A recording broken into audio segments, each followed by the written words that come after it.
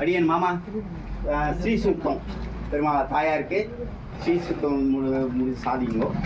அதுக்கப்புறமா பாட்டு பாடுறவா சுவாமிக்கு பாட்டு பாடலாம். யாராவது பாட தெரிஞ்சுவா பாடலாம். 2 பாட்டு பாடுங்கோ. ஸ்ரீ சுத்தம் சாதிச்சுட்டு உங்கள் விளையாட்டுத்தையும் புஷ்பம் வாங்கி பெருமாளுக்கு ஒரு அர்ச்சனை பண்ணுறோம். பாட்டு பாட ஆமாம், ஸ்ரீ சுத்தம் ஆரம்பிக்கலாம்.